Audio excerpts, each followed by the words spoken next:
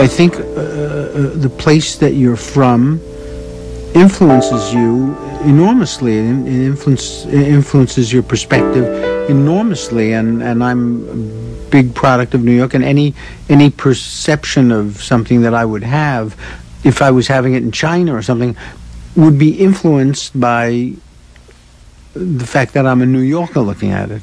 You know, down on 21st Street and 8th and 9th and 10th, they have those old Southern Revolutionary buildings. I mean, they're just incredible. With weeping willow trees. I was down in Savannah. They said, "Oh, isn't this great?" I said, "No, we got it on 21st Street." I like the open spaces of the Midwest where if you want to get away from people, all you got to do is drive out in the country 4 or 5 miles and you have yourself solitude.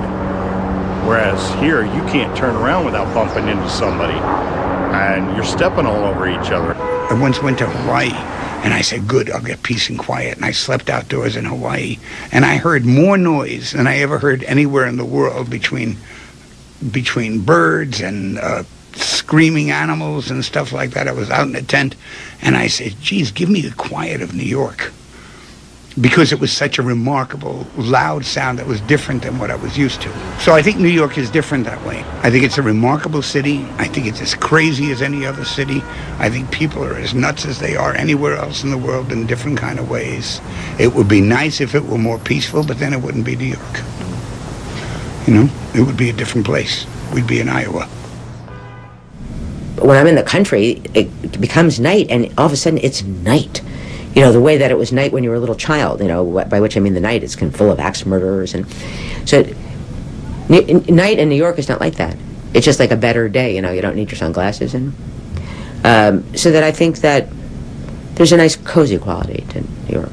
If you go out to the country or something, it's fine for a morning, but when you're there for a period of time, you know, and you miss the distraction of New York City, the excitement of New York City and opportunities, you know, it starts to get a little dull. What you try to do when you travel to someplace else is let go of who you are so that you can absorb what it's like to live in Memphis, Tennessee, and really be open to Yazoo, Mississippi, and some of the places that we've been, and that's the bonus. I mean, like, if I were not able to leave the city once in a while, I think I would get overloaded. I think it would be too much, you know, and especially since there's more and more kind of tourists invading the neighborhood and whatever, it's nice to be able to get away and see how other people live and then appreciate coming home.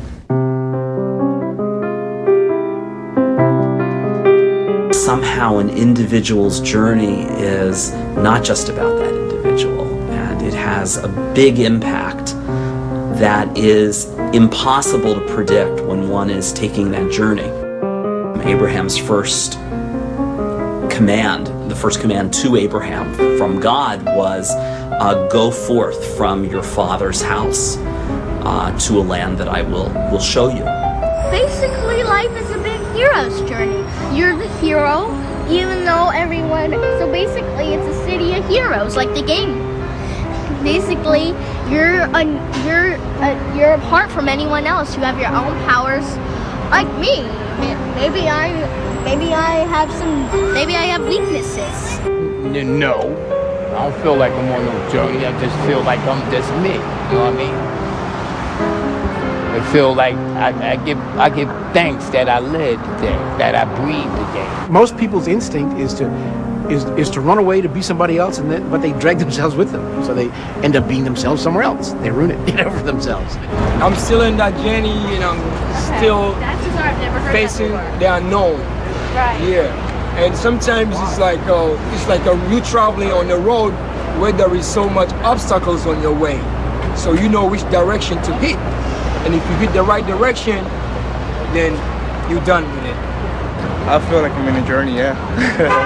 Oh yeah, especially in this business, you know, everybody from different countries and everybody has a dream. That's why we come here.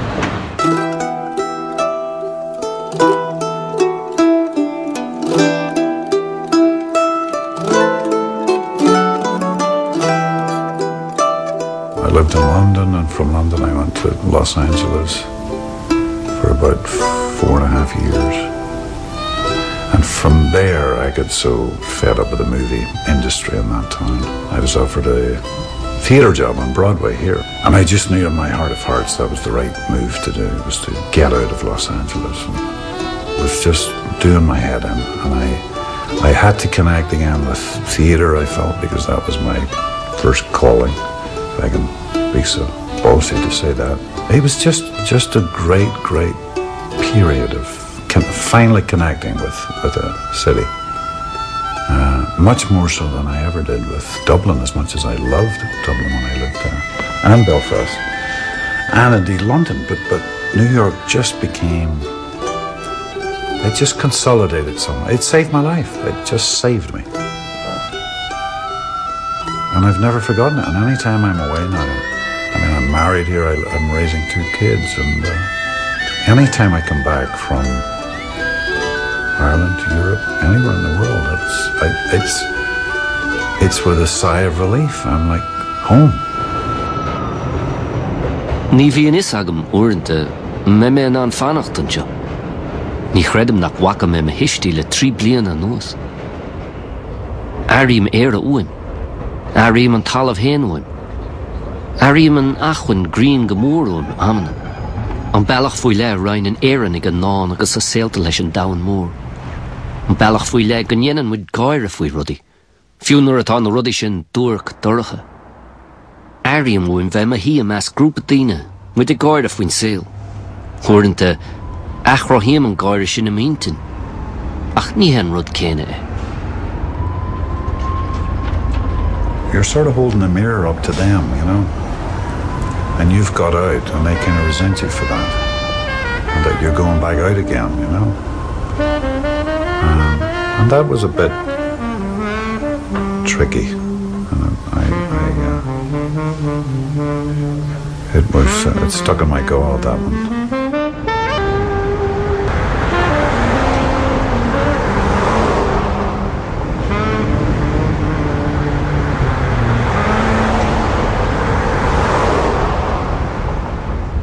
Good morning, New York. New York, son. Get your son. Good morning, New York. New York, son. Ladies, if you look good, smile about it. That's right. If you look good, if you don't, smile anyway. I told somebody to have a good morning, and they said no, thank you. Good morning, New York. I think fear is the biggest factor, the biggest change. Everybody's afraid now, you know? And nobody really trusts their news anymore, you know what I mean? Nobody smiles anymore.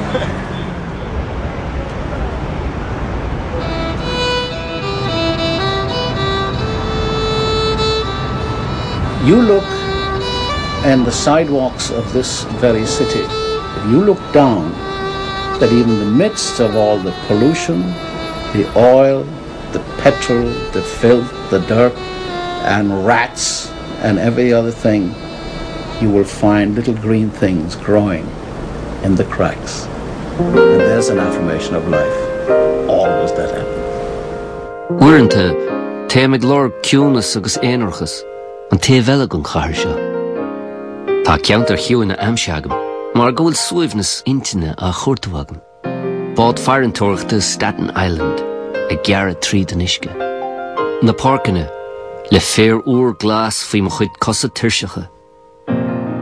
Siúláid a Hallí Lonrachan met. Ag siar na céimeanna an sin, is smaoinú le hiontas ar an méid atá baint amach ag a gine déana.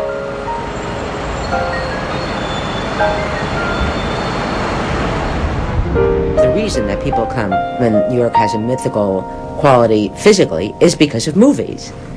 That's the reason. It's because everyone in the world apparently has seen so many movies set in New York City.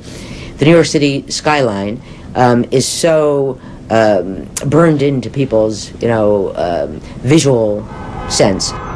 Serpico, Taxi Driver. That was my New York. I thought I was just going to hear people going, freeze! And I thought I would hear constantly